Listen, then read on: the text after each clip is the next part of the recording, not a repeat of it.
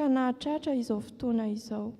Misaotra noho ny ahazonay miaina ny fahasoavan-dehibe izay avy aminao.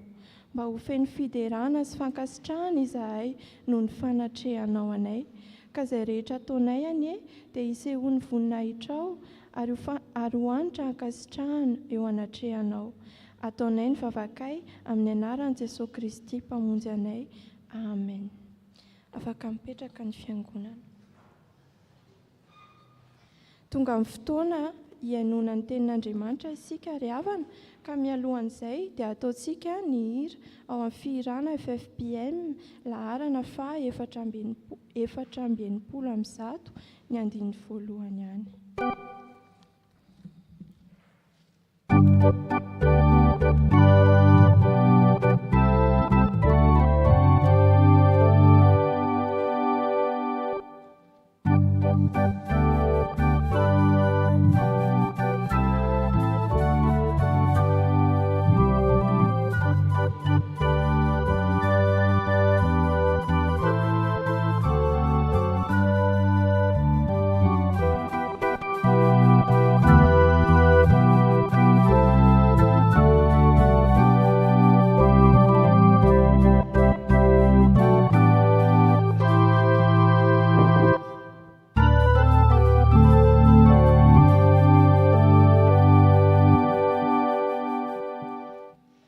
Iaraka maksian'ny teny soratra masina isika, izany dia hita ao amin'ny Salamo fa 7:30 ny andininy faha-4 ka hatramin'ny andininy faha-9.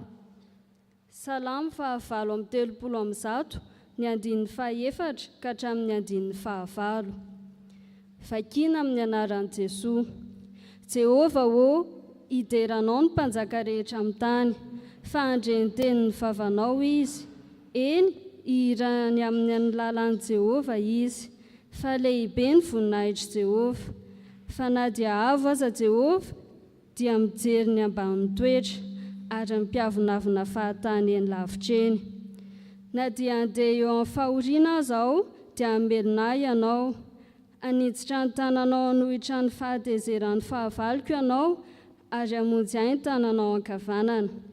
Jehova no hatanteraka ny amiko. Jehova mandrakizay ny famondram-ponao, aza mahafoy ny asan'ny tananao.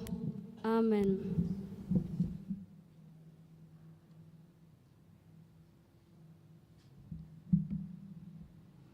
Jakoba 4 ny andininy faha-4 hatramin'ny faha-10. Jakoba 4 ny andininy faha-4 hatramin'ny faha-10. Vakiana amin'ny anaran'i Jesosy. Ry mpisitaka mpijangajanga, tsy fantatrareo va fa fandrafinan'Andriamanitra ny fisakaizana amin'izao tontolo izao? Koa na iza te ho sakaizan'izao tontolo izao, dia ho fahavalin'Andriamanitra izy. Ary ataonareo va fa miteny foana ny soratra masina, ny fanahy izay nampitoerana ato anatintsika dia iriny amin'ny fahasari-piaro, nefa manome fahasoavana bebe kokoa izy. Koa hoy izy, Andriamanitra manohitra ny mpiavonaviny fa manome fahasoavana ho amin'ny manetri-teny. Dia manekena Andriamanitra anareo ary manohera ny devoly dia handositra anareo izy. Manatona n'Andriamanitra dia hanatona anareo izy. Diovy ny tananareo ry mpanota ary ataovy madio ny fonareo ry mpirosaina. Hory sy mitomany ary midradradradra. Ao ka hody fitomaniana ny fiomehezanareo ary hody fanjoretana ny fifalianareo. Manetry tena eo anatrehan'ny Tompo dia hanandratra anareo izy. Amen.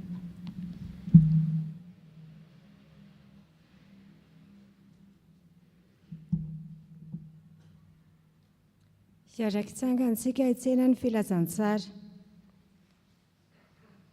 Filazantsara nosoratan'i Lioka 2 andininy faha-9 ka hatramin'ny faha-5. Lioka 2 andininy faha-9 ka hatramin'ny faha-5.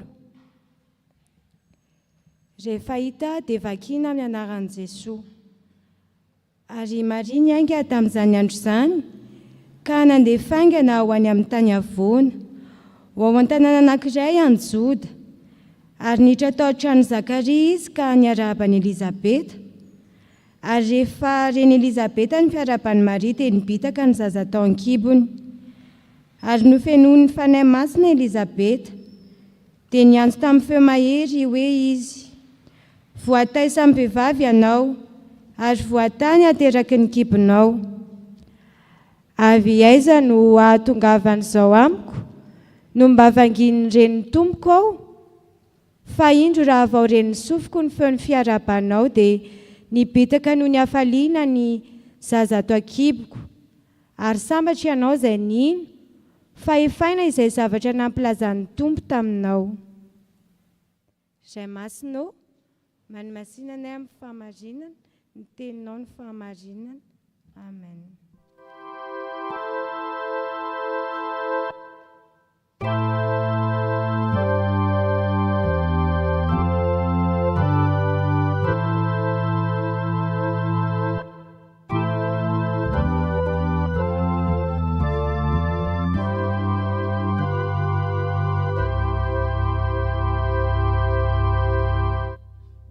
Ivavakatsika tompo misaotra anao zahay fa voavaky teto ny teninao. Ary ankehitriny izay Jesosy raha niafatra ny teninao, mangataka ny fanahinao masina izay Jesosy mba homba ny mpanomponao izay tondra ny afatra. Ary zahay mpiainy koa dia mangataka ny fanahinao masina zahay mba tena ho mpiainy mpakatoa fa tsy ho mpiainy mpanadino. Amin'ny anaran'i Jesosy no anaovanay ny vavaka. Amen.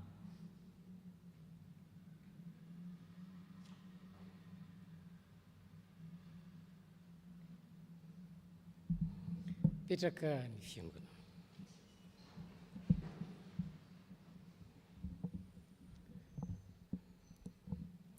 Aminareo rehetra ne ny fahasoavana sy ny fiadanana avy amin'Andriamanitra raintsika sy Jesosy Kristy Tompo.